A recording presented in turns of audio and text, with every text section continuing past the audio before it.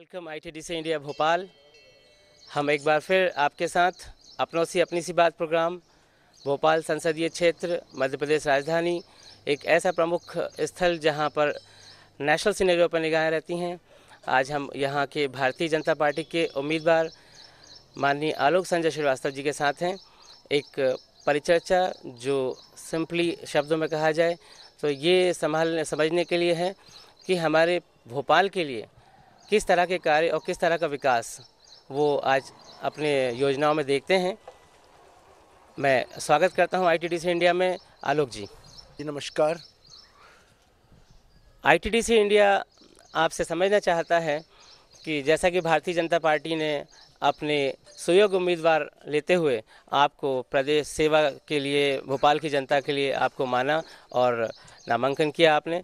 अब हम ये समझना चाहते हैं कि जब हम शुरुआत कर रहे हैं, अब हम आपके कैंपेन भी शुरू हो चुके हैं, अभी तक जो लगातार पिछले 20 सालों का हम इतिहास देखते हैं तो हमने हमेशा ये समझने का जो प्रयास किया कि भोपाल की जनता क्या कहती है। तो भोपाल की जनता का फीडबैक है कि भोपाल की आवाम से जो एक टच मिलना चाहिए, जो एक ज़मीनी जुड़ाव मिलना चाहिए, वो हमारे पिछले जितने भी सांसद रहे लगभग सबका बहुत कम सा रहा या नगण्य जैसा था। आप अपने आप को इसमें कहाँ पाते हैं? देखिए, मैं तो एक छोटा सा कार्यकर्ता हूँ और छात्र राजनीति से मेरा इस शहर से जुड़ाव है जी और वहाँ से मैं जब मेरा राजनीतिक जब सफ़र शुरू हुआ जी तो मैं युवा मोर्चे के बाद भारतीय जनता पार्टी का अपने प्रदेश कार्यालय मंत्री का मैंने काम शुरू किया। जी तो मुझे लगा कि लगातार मैं जनता के बीच में ही रहा हूँ। 2 बार इस शहर में पार्षद भी रहा हूँ, एक बार पुराने भोपाल से रहा, एक बार नए भोपाल से रहा जी और दोनों जगह मैंने जो काम किया है वो जिसका आज तक लोग बोलते हैं कि आलोक भाई, आज 15 साल हो गए मुझे 26 नंबर वार्ड से पार्षद हुए, लेकिन आज ही मेरा सतत संपर्क वहाँ पर है। जी तो मेरा जुड़ाव तो शुरू से रहा है। दूसरा मेरा ये रहा शुरू से कि मैं जनता के बीच में जाकर उनके दुख दर्दों के बीच में, अब उनका दुख दर्द मैंने अपना माना। जी मेरे को इस बात को अपने मुंह से तो नहीं कहना है, लेकिन चूंकि चुनाव लड़ रहा हूँ इसलिए ये बात कह रहा हूँ। हाँ वस्तुतः मेरी नीति ही जो है, राजनीति जो मैं कर रहा हूँ उसमें एक ही मात्र नीति है जी कि मेरी सेवा की नीति रही है हाँ और ये सेवा की नीति ही मुझको यहाँ तक लेकर आई है। हाँ। हम ही समझना चाहते हैं कि जब भोपाल आवाम जब देखता है, जैसा आप बताते हैं, आप भी अपने आप को डाउन टू अर्थ और पब्लिक के साथ हमेशा जुड़ा हुआ पाते हैं, चूँकि आपने पार्षद के लेवल से शुरुआत की और जनता के लिए 15 साल लगातार सेवाएं भी दी हैं। तो ऐसे में जब हम देखते हैं कि लोकसभा संसदीय क्षेत्र की बात है, जहां एक विशालतम क्षेत्र है, वहां पर जब जैसा पिछले 15 सालों में हम लगातार देखते आए कि जब लोकसभा में भोपाल के क्वेश्चंस की बात होती है तो हम पाते हैं कि प्रश्नकाल में भोपाल नदारद सा रहता है। आप इस बारे में किन योजनाओं के साथ हैं कि हम भोपाल के लिए क्या वहाँ रखना चाहते हैं, क्योंकि भावी भविष्य अगला 5 साल भोपाल की जनता कह रही वो आपके साथ है। देखिए, मैं जब छात्र राजनीति से आया था तब से लेकर आज तक, एक तो चूंकि हमीदिया महाविद्यालय और अन्य जो महाविद्यालय जहाँ मैं राजनीति करता था, नगर मंत्री था विद्यार्थी परिषद का, तो संपूर्ण भोपाल के आसपास का क्षेत्र, सराउंडिंग्स एरिया जितने भी थे, यहाँ से 100 किलोमीटर की दूरी था, उस ज़माने मैंने मोटरसाइकिलों से भ्रमण किया है और मैं लोगों के घर जाता था क्योंकि उस टाइम कैनवैसिंग अलग तरह की होती थी, मोबाइल होते नहीं थे। तो मेरा व्यक्तिगत जुड़ाव रहा, जिसका अभी जब मैं दोबारा जनसंपर्क पे अभी निकल रहा हूँ, जिन क्षेत्रों में जा रहा हूँ, तो मुझे हर जगह, हर गली मोहल्ले में, हर गांव में मुझे हमीदिया कॉलेज के पास आउट या हमारे कॉलेजों के पास आउट हमको लोग वहाँ पर मिल रहे हैं, पुराने साथी मिल रहे हैं। तो मेरे को ऐसा लगता है कि ये जगह मेरे लिए नई नहीं है, लेकिन वस्तुतः मेरा ये कहना था कि चूँकि आज हाईटेक ज़माना है, आप लोग भी चैनल के माध्यम से कुछ छुपना नहीं है, आप लोग सारी बातें बता देते हो, तो बिल्कुल मेरा भी ये कहना था कि इस प्रदेश में जिस तरह का माननीय मुख्यमंत्री शिवराज सिंह जी ने जो विकास की गंगा बहाई है, आज लोग क्यों वोट दे रहे हैं भारतीय जनता पार्टी को? भारतीय जनता पार्टी को वोट इसलिए दे रहे हैं कि लोगों को सर्व सुविधाएं देने का हम प्रयास कर रहे हैं, लेकिन समस्याओं का अंत नहीं है। समस्याएं हमेशा बनी रहती हैं, हमारे घर में भी समस्याएं बनी रहती है, लेकिन उनका निदान करने का हमको प्रयास करना चाहिए, वो हम प्रयास कर रहे हैं। निश्चित रूप से अब जैसे भोपाल अब इतना बड़ा शहर हो गया, पहले हम बोला करते थे कि मंडीदीप जा रहे हैं, अभी शाम तक आते हैं, अब हम बोलते हैं कि मंडीदीप जा रहे हैं, अभी आधे घंटे में लौट के आते हैं। तो जो स्थान वही का वही है, मतलब हमका यदि कहें तो हम किलोमीटर में हम दूर नहीं हुए, लेकिन अब चूंकि फास्ट हो गई दुनिया, तो उस स्थिति में हम सब लोग चाहते हैं कि आज मेट्रो की आवश्यकता होनी चाहिए। जैसे कि आज हमारे शहर में हम चाहते हैं कि जो है फ्लाईओवर होना चाहिए। आज जैसे सीहोर में पानी की समस्या है, तो रिवर इंटरलिंकिंग योजना यदि किसी ने प्लान करी है तो भारतीय जनता पार्टी में अटल बिहारी वाजपेयी ने प्लान की है, उसको माननीय मुख्यमंत्री शिवराज सिंह चौहान जी ने उसको इम्प्लीमेंट किया है। तो हम यदि प्लान करें, और दूसरा क्या है, एक व्यक्ति कुछ नहीं कर सकता, करने के लिए एक बहुत बड़ी टीम चाहिए, एक नेटवर्क चाहिए। और भारतीय जनता पार्टी संगठन का नेटवर्क इतना बड़ा है क्योंकि नीचे का हमारा कार्यकर्ता भी अब योजना बनाकर हमारे को लाकर, हमारे नेताओं को लाकर देता है, उसको हम प्लान करके देते हैं। दूसरा, बहुत सारे एनजीओज काम कर रहे हैं, उन लोग प्लान करते हैं। उन एनजीओज से हम लोग बात करते रहते हैं, उनसे बात करने के बाद करते हैं। क्योंकि जब मैं पार्षद था तो कुछ एनजीओज ने मेरे को बहुत हेल्प करी थी। उन्होंने कहा था कि आलोक जी ऐसी प्लानिंग करें। बहुत छोटी सी बात थी कि यदि हम सड़कों पर, नालियों में यदि पन्नी है, उसको हम यदि निकलवाने का काम करें, तो पन्नी को हमने निकलवाने का काम करा। हमने एक व्यक्ति डेप्यूट किया कि नहीं, तुम सिर्फ नालियों से पन्नी निकलवानी है। तो उस स्थिति में वो एरिया साफ होने लगे। तो हमको प्लान करना, प्लान करके यदि हम प्लानिंग करेंगे तो निश्चित रूप से एक एक पैसे का सदुपयोग होगा। और अब पहले जो था, निधि भी इतनी नहीं हुआ करती थी विकास के लिए, लेकिन अब पर्याप्त निधि है। उस निधि का हम यदि सदुपयोग करें, हम भ्रष्टाचार ना करें, हम उसको राजनीति में ना खर्च करते, उसको सेवा नीति तक ले जाए, तो मुझे लगता है कि जो एकात्म मानव दर्शन है भारतीय जनता पार्टी का, जो हमारे दीनदयाल उपाध्याय जिसको लिखा है, जिसका मैं प्रणेता हूँ, तो मेरे को ये लगता है कि हम लोग प्लान करके यदि करेंगे तो उसका एक शहर, एक सुंदर शहर बनेगा। झीलों की नगरी इसको कहा जाता है। इसको बहुत सुंदर झीलों की नगरी बनाया जाता है। बहुत सारा हमको टूरिज्म से लेकर हमको बहुत सारा फायदा हो सकता है। भोपाल के आसपास के सराउंडिंग एरिया बहुत अच्छे हैं। यहाँ पर काफ़ी दर्शनीय स्थान है। भोपाल में बहुत सुंदर है, बड़ा तालाब हमारा बहुत सुंदर है, हमारी वीआईपी रोड बहुत सुंदर है। इसको प्लान करेंगे तो निश्चित रूप से करेगा। चूँकि लेकिन जैसे मध्य प्रदेश में हमारे अब शिवराज जी ने रिवर इंटरलिंकिंग की बात करी थी, आज नर्मदा भोपाल आ गई। कई सालों से व्यवस्था बनी हुई थी, लाने की बात की जाती थी, लेकिन मतलब मैं यहाँ पे इंटरप्ट कर रहा हूँ। हमारा जो आशय है वो ये है कि जब भोपाल की आवाम की बात कर रहे हैं आप, चूँकि आप खुद हाईटेक बात को स्वीकार कर रहे हैं कि अब हाईटेक समय है, ऐसे समय में भोपाल की जनता, अगर आप हमसे पूछते हैं कि मीडिया क्या कहती है, तो जैसे भोपाल की जनता का प्यार आपके लिए बिल्कुल स्पष्ट है, दिखलाई पड़ता है। सर्वे कहते हैं कि आप लोगों को, भारतीय जनता पार्टी को भोपाल सीट बिल्कुल स्ट्रॉन्ग सीट्स में से मानी जाती है।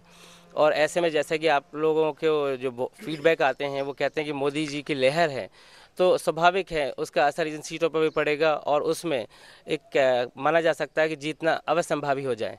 तो जब सीट्स हमारे हाथ में है, जीतना हमारे तय है, ये लगभग तय हो चुका है कि जीतना आपका है, तो ऐसे में जनता ये नहीं चाहती कि आप जीतें, वो चाहती है कि वो आलोक संजर जीतें जो हमारे को जीता है, हमारे साथ रहता है, हमारे लिए काम करना चाहता है।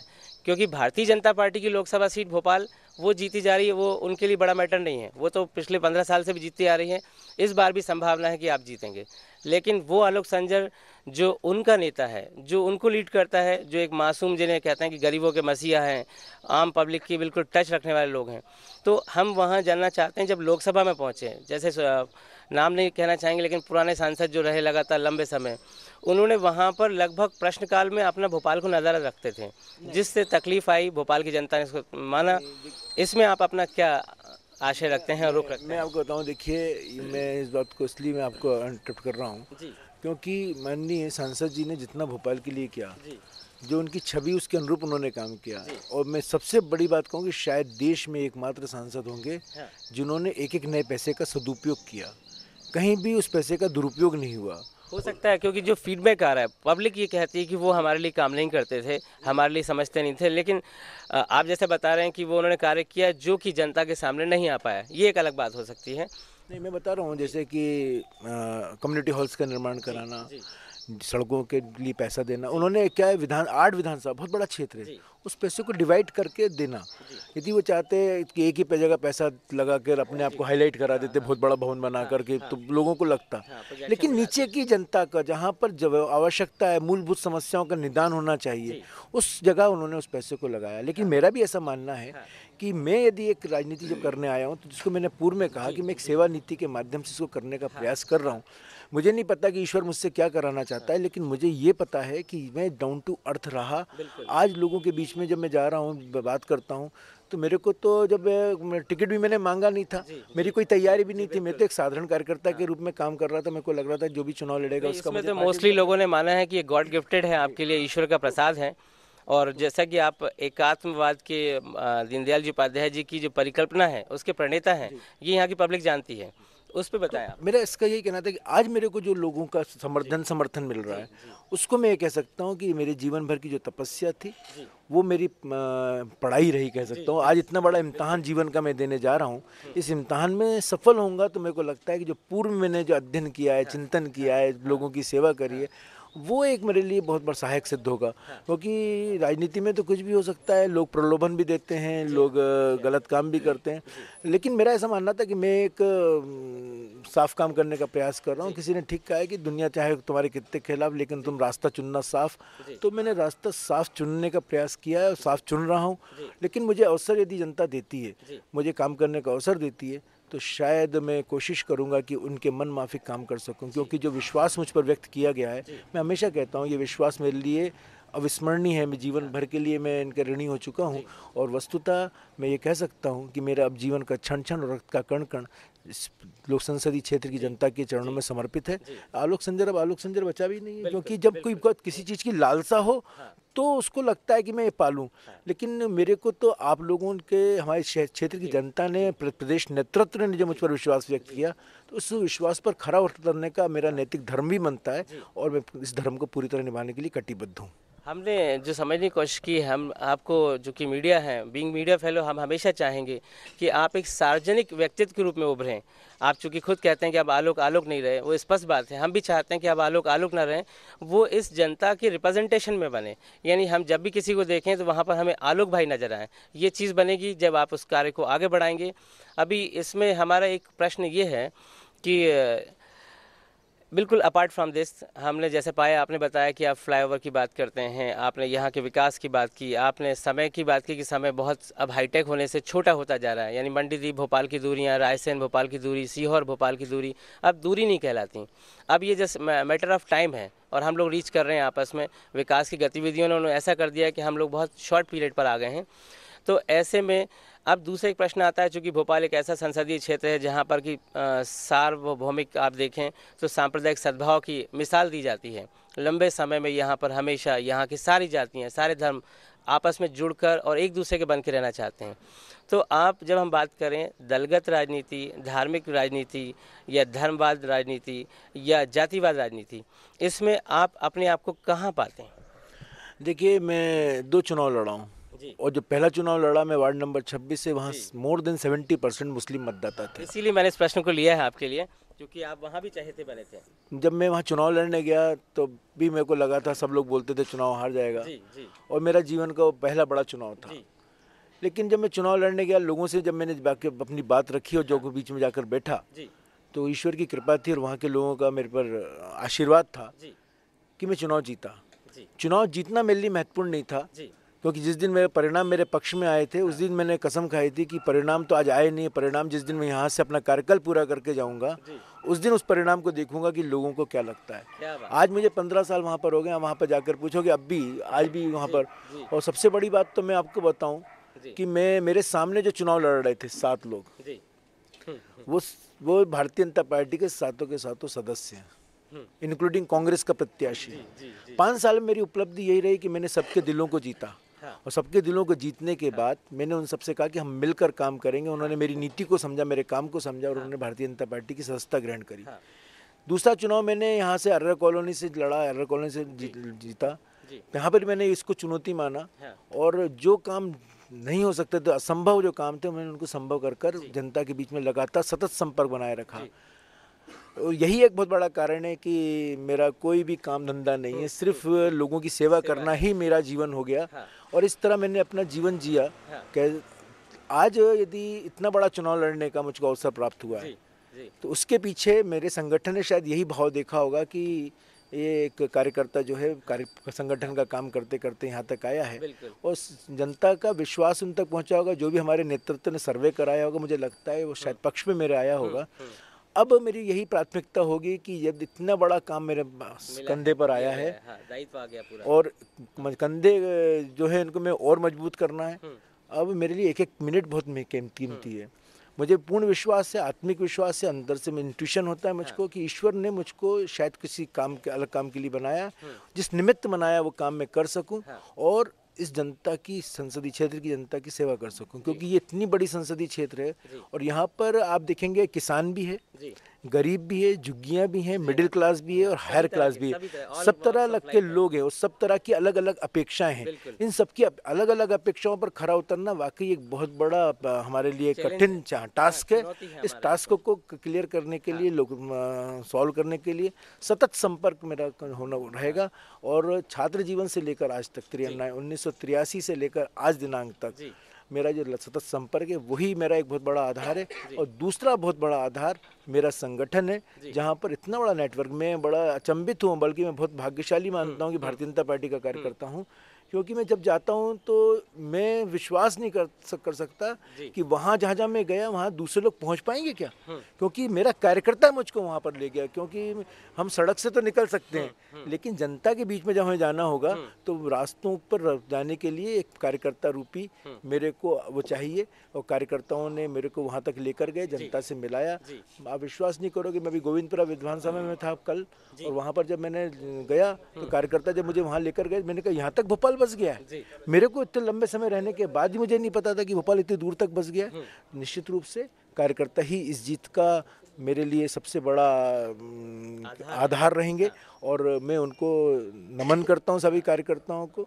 और जनता का जो मत मुझको मिलने वाला है उस मत का मैं पूरा सम्मान करूंगा, क्योंकि मैं अपने मतदाता को मैं अपना भगवान मानता हूं।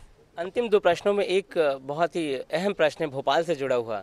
चूँकि आप वार्ड 26 के लिए आपने कार्य किया है, तो हम ये ज़रूर जानना चाहेंगे कि लोकसभा में अभी तक ये माना गया है कि भोपाल गैस त्रासदी जो हुई थी 1984 से आज तक लगभग 30 साल से ज़्यादा समय में, वैसी आवाज़ कभी भी नहीं उठाई गई जैसी भोपाल की जनता, पीड़ित जनता अपेक्षा करती आई है। तो उसके बारे में आपका कोई प्लान आउट, कोई मसौदा जो आप तैयार रखते हैं, क्योंकि अगले 5 साल अब आपके साथ में जनता की अपेक्षा रहेंगी? देखिए, मैं तो स्वयं भी गैस पीड़ित रहा हूँ जी, मैं तो बच गया लेकिन मेरा ये मानना है कि एक व्यवस्था बनी है, उस व्यवस्था के अनुरूप हमको चलना ही पड़ेगा। एक लंबा समय अंतराल हो गया है, मेरे को लगता है बहुत सारे पीड़ित तो अब पीड़ित ही नहीं बचे और नहीं रहे। बिल्कुल सही। लेकिन हाँ, एक भोपाल शहर के लिए जो लोग बचे हैं उनके लिए, लेकिन जो हमारा हक बनता है, इस भोपाल शहर का हक बनता है, जो मुआवजा भोपाल को मिलना चाहिए था, जिसको तरह तरह के लोगों ने अपने स्वार्थ के लिए, अपने आंदोलन प्रदर्शन करने के बाद, लोगों को बेवकूफ़ बनाने के बाद वो अपना हेतु सिद्ध किया। लेकिन मेरा ये विश्वास है कि यदि मेरे को अवसर मिलता है तो निश्चित रूप से जो देश की सर्वोच्च हमारा मंदिर है वहाँ पर ये बात जरूर उठाऊंगा। यानी हम आशा करें कि आप जब भी लोकसभा में पहुंचेंगे, वहां से अगले 5 साल में बार बार आप प्रयास रखेंगे कि जो भोपाल गैस त्रासदी में न्याय आज तक जिसे कह सकते हैं नहीं मिल पाया, उस पर आप काम करेंगे। निश्चित रूप से। और चूँकि मैंने कहा ना, मैं स्वयं भी पीड़ित हूँ, तो मैंने इस पीड़ा को मैंने भी भोगा है, और आज भी जो लोग भोग रहे हैं उनके लिए व्यवस्था बनाऊंगा। जो व्यवस्थाएं बनाई गई हैं जो सुचारू रूप से नहीं चल रही हैं, यदि उन व्यवस्थाओं को भी हमने ठीक से चलाना शुरू कर दिया, तो जैसे हॉस्पिटल्स हैं, हमारा जो गरीबों की जो व्यवस्था की गई है, उनको यदि हमने ठीक से कराना शुरू किया तो निश्चित रूप से, क्योंकि केंद्र सरकार के अधीनस्थ हैं वो सब, तो हम उनको प्रयास करेंगे कि वो ढंग से हो सके। आईटीडीसी इंडिया अब आपसे एक आखिरी दौर में ये जानना चाहती है कि भारतीय जनता पार्टी ने आपको अपना प्रत्याशी घोषित किया, आपको यहाँ से एक अवसर दिया, आपको यहाँ से सुयोग्य उम्मीदवार माना। आप अपने आप को भोपाल की जनता की सेवा के लिए बात करें तो सुयोग्यता के लिए आपको अगर 10 में से अंक देना हो तो आप कहाँ पाते हैं अपने आप को? मैं एग्ज़ाम तो दे दूं पहले। जी हम आपकी एलिजिबिलिटी बस आपसे जानना चाहते हैं, क्या आप अपने आप को सुयोग्य उम्मीदवार मानते हैं? तो उसमें कितना प्रतिशत आप अपने आप को सुयोग्य मानते हैं? मैं अपने आप को कार्यकर्ता मानता हूँ और ईश्वर से प्रार्थना करता हूँ कि इस कार्यकर्ता को वो ताकत दे, और जब कार्यकाल पूरा होगा तब उस पर अंक भी दिए जाएंगे और सुयोग्यता का आकलन भी किया जाएगा। बहुत सुंदर, बहुत सुंदर। यानी आप एक सामान्य जन की तरह एक सेवाभावी कार्यकर्ता बताना चाहते हैं, भारतीय जनता पार्टी के एक कर्मठ सिपाही की तरह काम करना चाहते हैं। आलोक भाई, अंतिम जस एक प्रश्न के रूप में या समझ लीजिए संदेश के रूप में भोपाल की आवाम को, भोपाल की जनता को आप अपनी तरफ से क्या बात कहना चाहते हैं जो उन तक पहुँचे, जिसे वो अंगीकार करें और आपके साथ जन समर्थन में खड़े हों और भारी बहुमत दें आपको? बस यही कह सकता हूँ कि मुसीबत आने पर भी शराफत कम नहीं होगी, और करोगे सोने के 100 टुकड़े कीमत कम नहीं होगी। बहुत बहुत धन्यवाद आलोक भाई, हमें बहुत खुशी है अपने से अपनी सी बात कार्यक्रम के अंतर्गत ITDC इंडिया के लिए प्रोग्राम में लिया, और हम आपको शुभकामनाएं देते हैं। मे मास्टर ब्लेस, आप उन्नति करें और भोपाल की जनता की सेवा में आएँ। बहुत बहुत धन्यवाद, नमस्कार।